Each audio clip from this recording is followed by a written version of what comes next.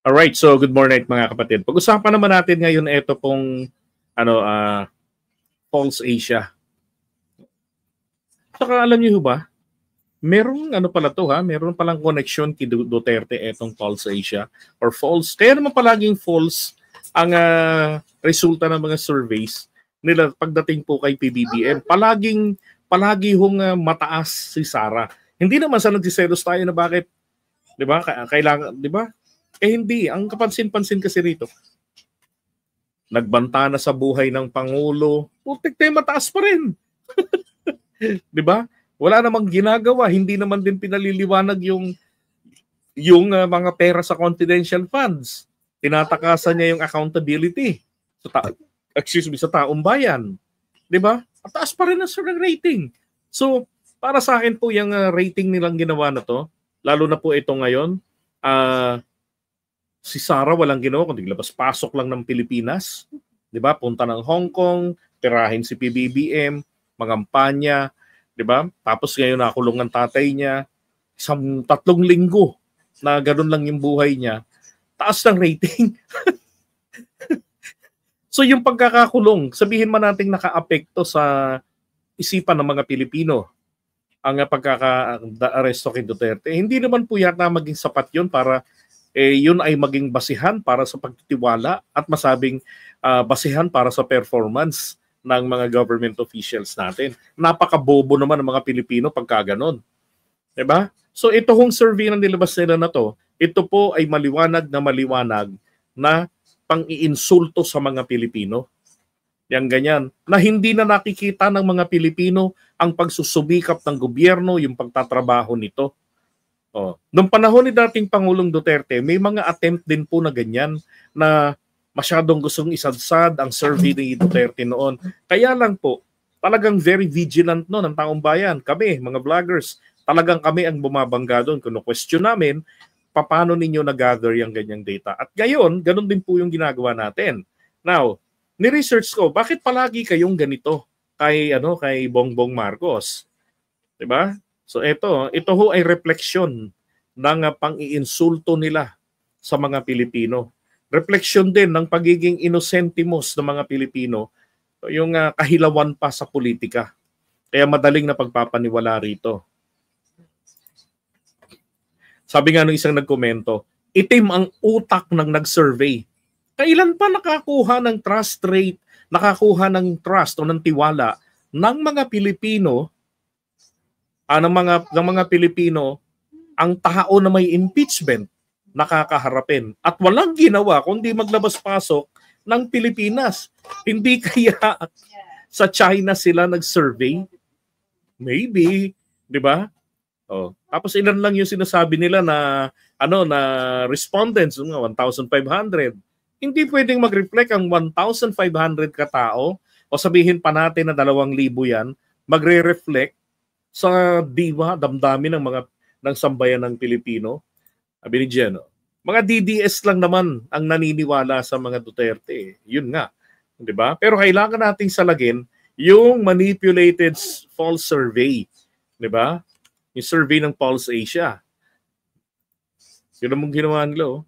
61% Sara, and then Bongbong Marcos 25, 38% Cheese, 14 Martin Romualdez. 'Di ba? Presumed na rival silang dalawa sa 2028.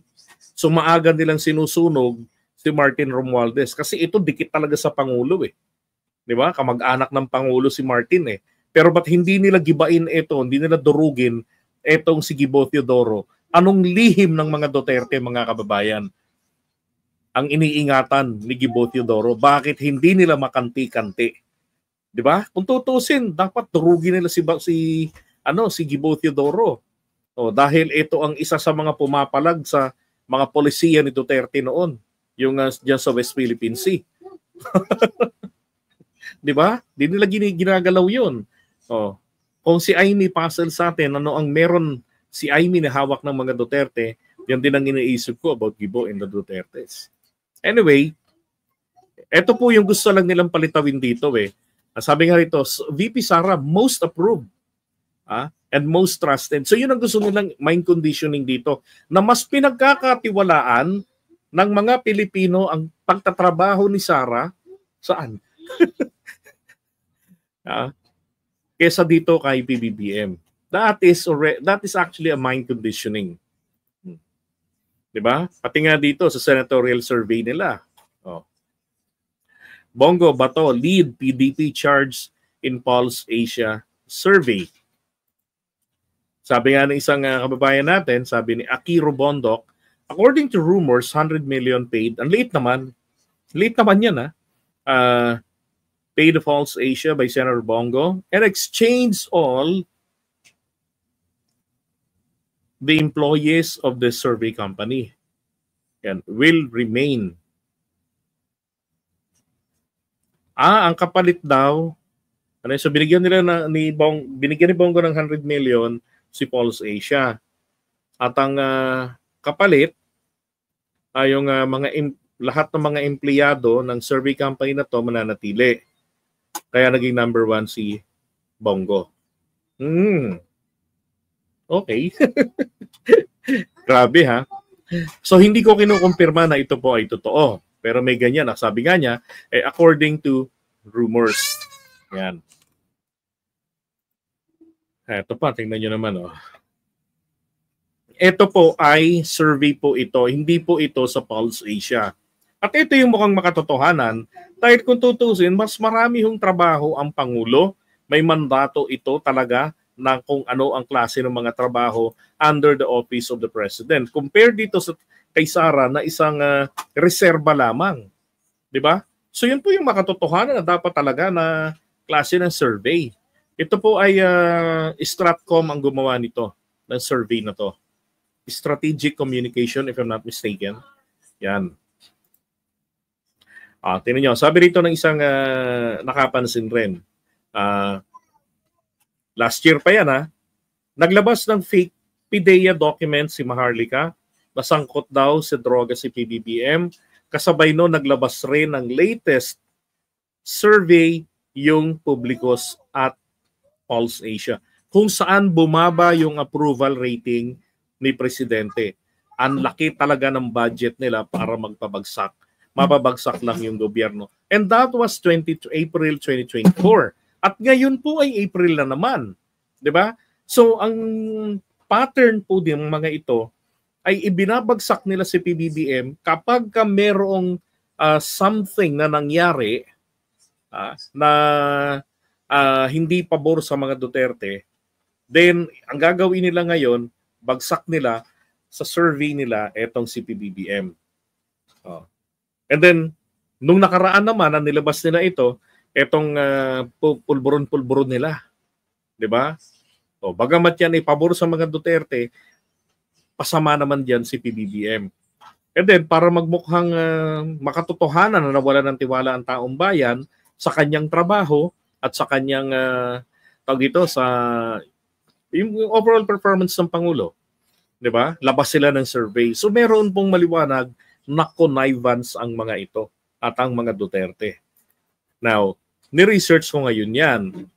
So sabi rito, Pulse Asia Research is a public opinion polling body in the Philippines. It was founded by Felipe Miranda, political science, and then ng University of Chicago, tsaka ng UP Diliman.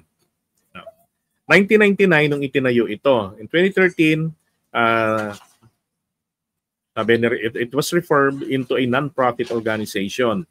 Okay, naging Pulse Asia Research.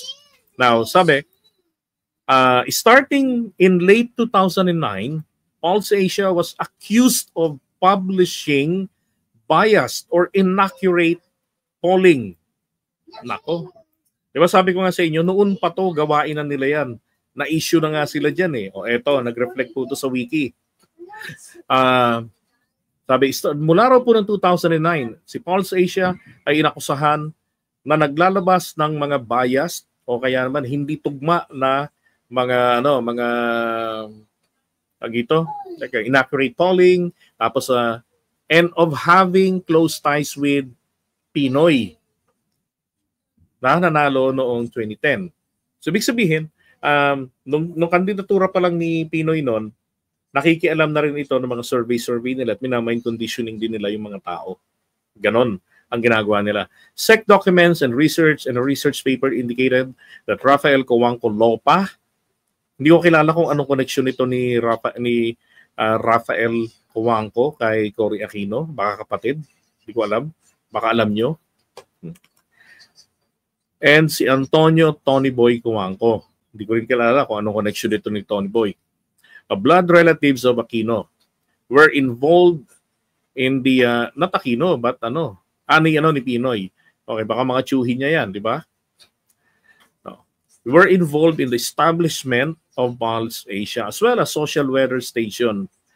So alam nyo na, pati yung social weather stations kasama rin si Felipe sa bumuo nito. At saka etong sina Rafael at saka si Tony Boy Cojuangco.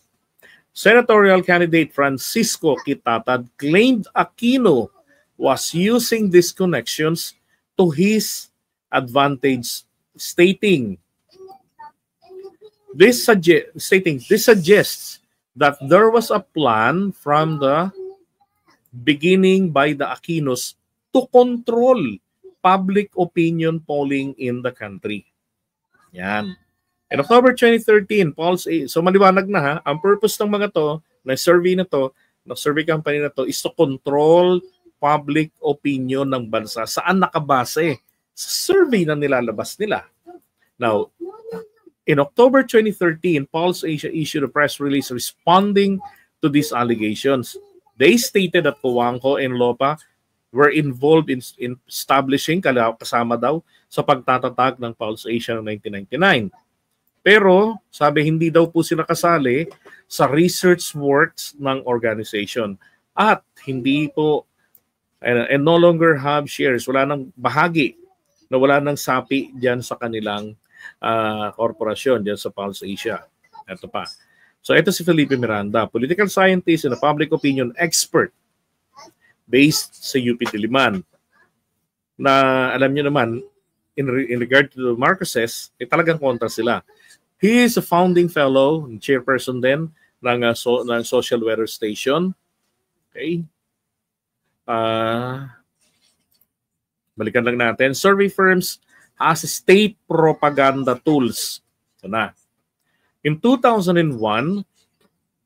sabi, co-founder Emeritus Miranda did admit that a presidential advisor for the current administration had paid over 620,000 pesos to conduct an opinion survey of President Erap at the time of his impeachment trial. And the survey reflected Estrada's public acceptance rating going up. In 2010, Richard Gordon sued Pulse Asia and Social Weather Stations, the other leading political polling firm, in connection with his poor showing in pre-election surveys, in which he was listed as a candidate for president. So nilabasan agad siya ng survey ng maaga pa. At nilagay na doon na kakandidato siya pampanguluhan. So parang tawag dito, parang dito kay SMR, 'di ba? Inaano na agad nila, minamind conditioning na nila, natatakbo siya sa pampanguluhan. Tapos, merong ibang grupong sumisira ng pangalan niya. Tapos, ang lalabas sa survey, negatibo laban sa kanya, laban kay SMR. Ganun nila minamanage ang public opinion. So, pag nakarating sa mga Pilipino yan, ay hindi, pangit ng babalita ko, pangit ang survey niya. Maraming di nagtitiwala dyan kasi ganito eh. Di ba? So, maaga pa sinusunog na nila ang potential, sinusunog na nila Digong, yung potential na makakalaban ni Sara. So sino yung naiisip nila, pinapalagay na nila, kung sino si ganito makakalaban, sinisira na nila. Pero pa, Gordon explained that surveys serve no public purpose except to rob the people. So wala raw pong silbi. No? Etong mga survey na ito, maliban sa nakawin sa mga tao yung kanilang karapatan na tawag ito, mag-isip, tumimbang ng mga kandidato base sa kanilang kakayanan. Kasi nga, meron ng meron na kumbaga, meron ng biases pag nakita mo yung surveys na lalabas nila. Na hindi naman pinaliliwanag how they gathered, do they really gather the public's opinion? 'Di ba? Nag-survey ba talaga sila? Face to face ba talaga? 'Di ba? Sa dami ng Pilipino, wala man lang nagpo-post na ako sinorvey ni ganito. Na yun kakaalis lang, 'di ba? Nung nag-survey sa akin. And then sabi, it is mental conditioning in no uncertain terms. In the event, the court refused to issue a temporary restraining order requested by Gordon. During the actual presidential election, Gordon received 1.39% of the vote. Niyari agad, di ba? Less than 2% daw ng pre-election survey. So, ganun nasira talaga si Gordon. Pero kung maalala ninyo, prior to that election, sinasabi na nga, ang bango-bango ni Gordon nun di ba? Na, ito, pwede tumakbo ng susunod na pampanguluhan ito si Gordon. Kaya lang, ganun nga, sabi ko nga sinira na agad si Gordon. Kasi meron ng mga ugong-ugong noon na pwede siyang kumandidato, pwede siyang magkandidato magpresidente. At yun. In 2016, Pulse Asia was also tagged, ito yung panahon na ni Duterte, a propaganda tool by several anti-Duterte organizations and newspaper columnists due to its regular release of surveys that seem to improve the optics of the Duterte government amid ongoing crisis and social unrest, resulting from corruption scandals and gross ineptitude. So noong 2016, na-call out din ang Pulse Asia ng mga kontra kay Duterte, ng mga kritiko. Kasi sa kabila daw ng mga gulo, diba, meron tayong 2016 pa lang yan. We're not talking about the pandemic. 2016 lang yan. So ibig sabihin, kauupo pa lang ni Duterte noon, 'di ba? Pero ang nangyayari, inaangat na yung resulta ng survey, inaangat na nila ron si Duterte, yung administration nun, yung gobyerno niya. Sa kabila daw ng merong ongoing crisis and social unrest dahil po sa mga issue ng korupsyon. Now, despite the controversy, however, Pulse Asia has regularly balikan ko lang to. So yung tinutukoy po rito na social unrest and ongoing crisis na to, na resulta daw ng korupsyon, ito pong tinutukoy rito, hindi po naman yung panahon niya kaagad pag-upo niya, kundi panahon po ni Pinoy. Yun ang tinutukoy dyan. Tapos parang kakaiba rin naman kasi, bakit ganun? Pagpasok ni Duterte, biglang matatapos ang lahat ng problema. Magiging maayos na. That was the narrative na dineliver sa atin noon ng survey na yan. Na si Duterte ang nakapagpabago, nakapagpatigil ng korupsyon. Bakit? Kasi nga ang kanyang sinasabi noon, in 6 months, I will stop the corruption. I will eradicate corruption. Diba? Yun ang narrative na sinasabi nila noon. And then sinundan din yan ng survey. Sinundan ang survey. So ang ginagawa ni Digong, kung ano yung nakikita nila sa survey na magandang sakyan, tapos sinusundan niya, pina-follow up nila yan, vis-a-vis. Ito pa, despite the controversy, however, Pulse Asia has regularly delivered its ulat ng bayan surveys, even if this showed high approval and trust ratings for Duterte among Filipinos. Various hypotheses have been advanced to explain the continuing high ratings of Duterte in such surveys, including the element of apprehension of fear among respondents. Yan. Ganon sila kabias in favor of Duterte.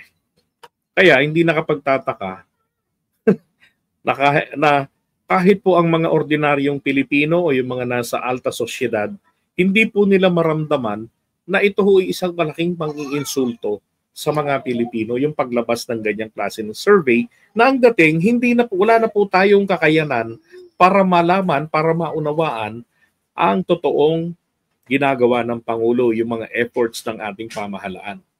Bagkus, nagkakaroon na ng takbo sa isipan ng mga Pilipino na hindi nagtatrabaho si PBBM, na walang infrastructure projects, na walang projects.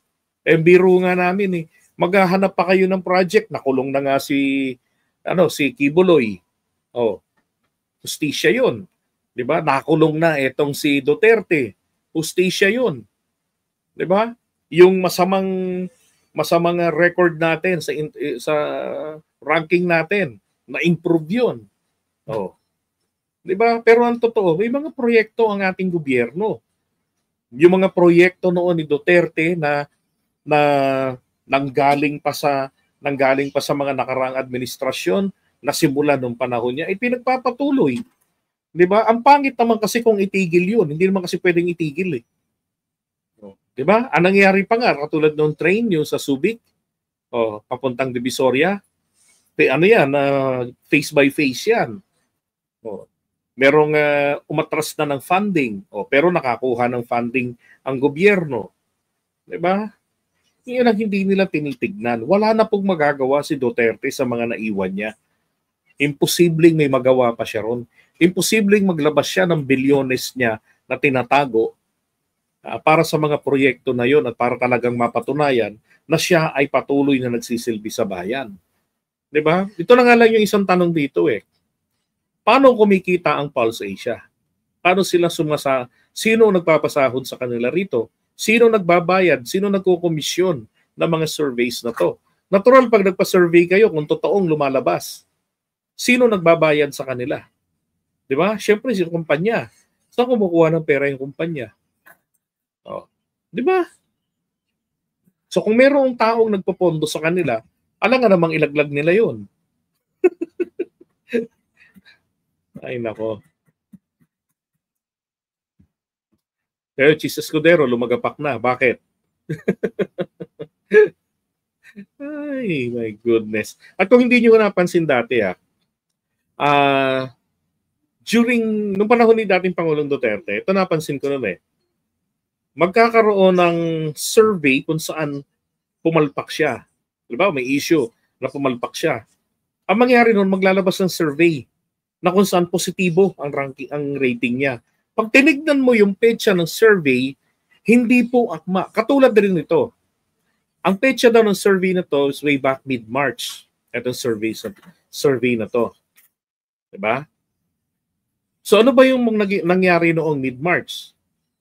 So ang nangyari noong mid-March noon, si Duterte, March 11, ay naaresto. Naturalmente, ang ginawa nila, syempre may negative impact yan sa mga kababayan nating hindi naintindihan ang batas kung bakit naaresto si Duterte. Sa kabila ng sinasabi ng Pangulo that we are not going to cooperate with the ICC. Pero anong nangyari? Di ba? Hindi pa napapaliwanag ng maigi sa taong bayan. Pero nung maipaliwanag na nila, di ba kita nyo, hindi dumadami yung mga motorcade nila, hindi dumadami yung mga rallies nila. Walang silbi. Di ba? Kumita lang yung mga gasolinahan, yung mga for rentals ng mga sasakyan, kumita sa renta ng sasakyan. May nakita ako at nasabay ang mga motorcade nila, yung mga sasakyan, mga kotse, nakasarado bintana. Kung totoong participants yung mga yon, bukas ang bintana niya, kumakaway-kaway. Diba? Hindi nakasarado. Tapos yung mga driver, mga mukhang naka-uniforme. Galing sa mga galing sa mga mga kumpanya yan nirerentahan para mag-participate kasi madaling magpahaba ng motorcade ng mga kotse. 'Di ba? Magkano lang yan, rentahan mo ng 500 a day o kaya 1,000 a day.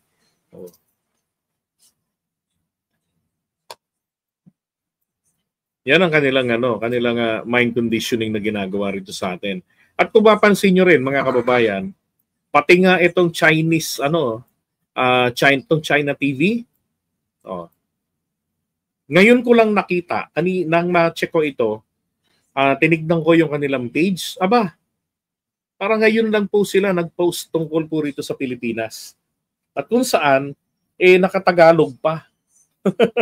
Yan sabi, Philippines, sa 4 na pinakamataas na national government officials, tanging si Vice President Sara Duterte ang nakakuha ng pinakamataas na trust rating, 61, and then at majority approval rating na 59, mas mataas ito kumpara noong February.